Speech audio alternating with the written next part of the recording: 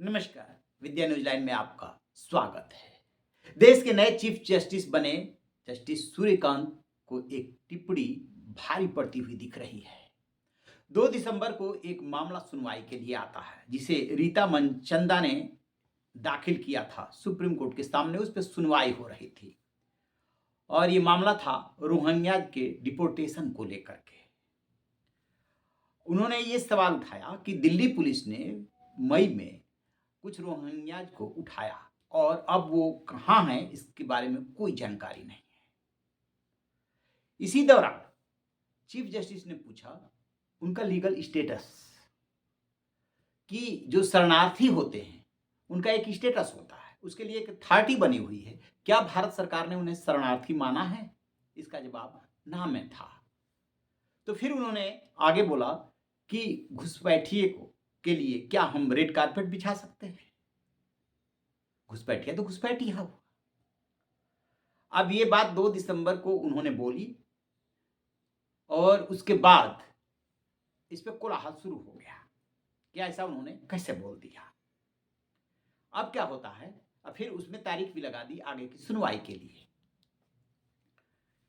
कि बौद्धिक लोगों का एक ग्रुप सामने आता है जिसमें शामिल है campaign for judicial accountability and reforms और इससे जुड़े हुए लोग प्लस कुछ पूर्व जस्टिस, प्रैक्टिशनर्स यानी कि वकील, नामी गिरामी, और ये लोग चिट्ठी लिखते हैं चीफ जस्टिस को।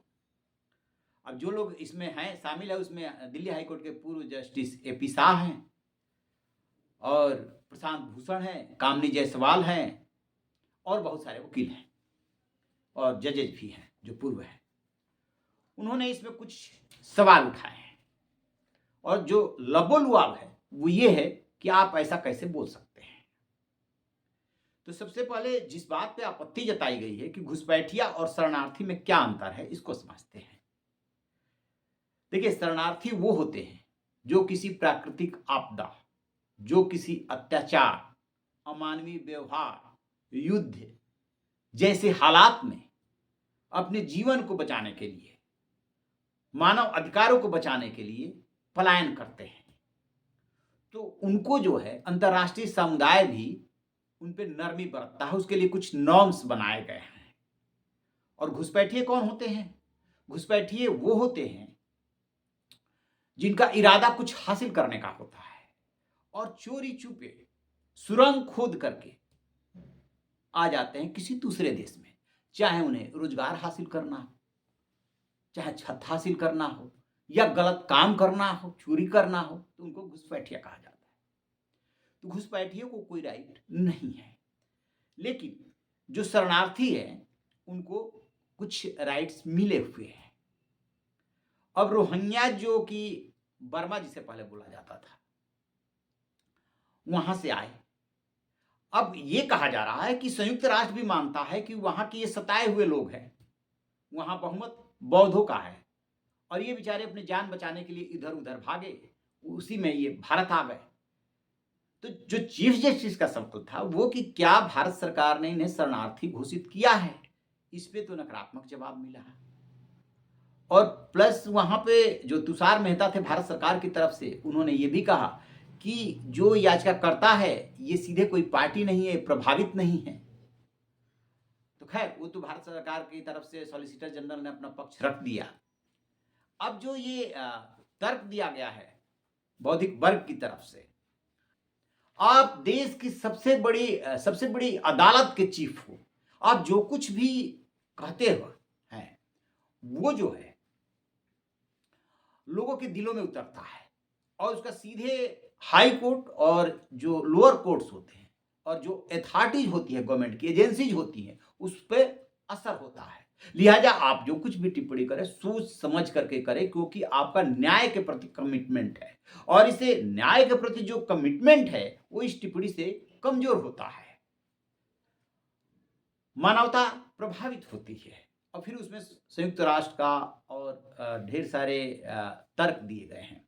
उसमें एक बात ये भी कही जा रही है कि एक मामला हुआ था एनएचआरसी वर्सेज अरुणाचल राज्य, जिसमें सुप्रीम कोर्ट ने ये कहा था कि राज्य जो है वो हर इंसान की जिंदगी और उसकी आज़ादी की रक्षा करेगी।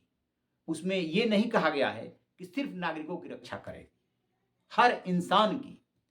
ये आपकी ज़िम्मेदारी यानी कि चीफ़ जस्टिस और सुप्रीम कोर्ट की ज़िम्मेदारी मानवीय मूल्यों की रक्षा करने की है, मानव अधिकारों की रक्षा करने की है। सिर्फ़ वो अपने को अपने नागरिकों तक ही नहीं समेट सकता। और जब जो आप टिप्पणी कर रहे हैं, इससे जो है गलत संदेश जा रहा है, लबो-लुआब उसका यही है। तो आप ध्यान रखें कि आप भारत के आखिरी न्यायालय हैं। आपके बाद और कहीं जस्टिस न्याय किसी को नहीं मिल सकता। और जो कुछ आपके फैसले का पार्ट नहीं होता है, डिसीज़न का पार्ट नहीं होता है, सिर्फ़ टिप्पणी होती है, उसका भी बहुत बड़ा असर होता है। लिहाज़ा इस कोर्ट को ये साबित करना चाहिए कि उसका जो कमिटमेंट है, वो न्याय के प्रति है। उसमें सिर्फ़ जो है नागरिक नहीं, इंसान शामिल है और इसका ध्यान रखना होगा। अब ये जो है चिट्ठी पहुँच जाती है सुप्रीम कोर्ट।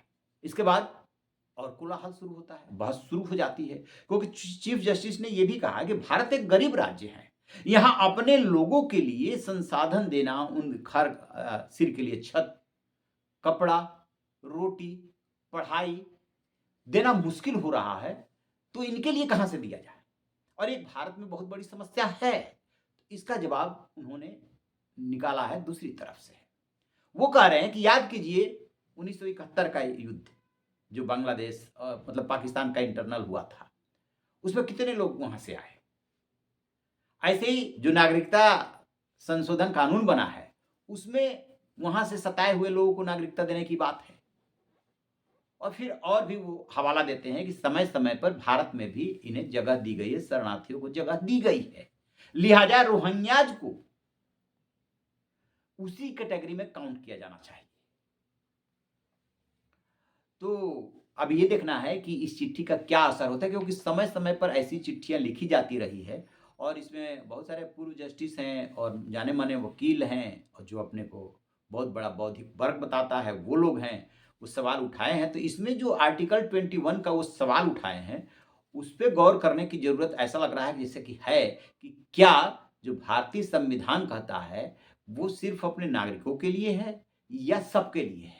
खास तौर से इस कैटेगरी में, जहाँ वो शरणार्थी का हवाला देते हैं कि देखिए शरणार्थियों को आप घुसपैठिया नहीं कह सकता, उनका इरादा गलत नहीं है, वो सताए हुए लोग हैं, वो भगाए हुए लोग हैं, वो अपनी जान बचा कर के आते हैं। तो आप क्या सोचते हैं जिस भारत में कम से कम मतलब देखिए आंकड़े अलग-अलग हैं बेरोज़गारी के, 3 करोड़ प्लस तो बेरोज़गार है ही है। और इसे मान के चलिए कि आज की डेट में 8 से 10% है। वैसे तो एक सर्वे हुआ था 2023 में प्राइवेट यूनिवर्सिटी ने कराया था, तो उसमें 43% निकला था कि 43% ग्रेजुएट जो है बेरोज़गार हैं। जिस देश के पास अपने ही लगभग 150 करोड़ की आबादी को सारी सुविधाएँ मुहैया कराने के लिए रिसोर्सेज़ नहीं है, वो इतना बर्डन कैसे झेलेगा? चाहे कोई बांग्लादेश से आ रहे हों, चाहे पाकिस्तान से आ रहे हों, चाहे और देशों से आ रहे हों। ये भी एक सवाल है और इस पे गौर करना होगा। यदि संवैधानिक सवाल है कि नहीं आप आर्टिकल 21 के अंतर्गत सभी के ज़िंदगी के अधिकार की सुरक्षा प्रदान करेंगे, तो ये भी एक बहुत बड़ा सवाल है। आपकी क्या राय है? कमेंट बॉक्स में ज़रूर बताइएगा। Thank you.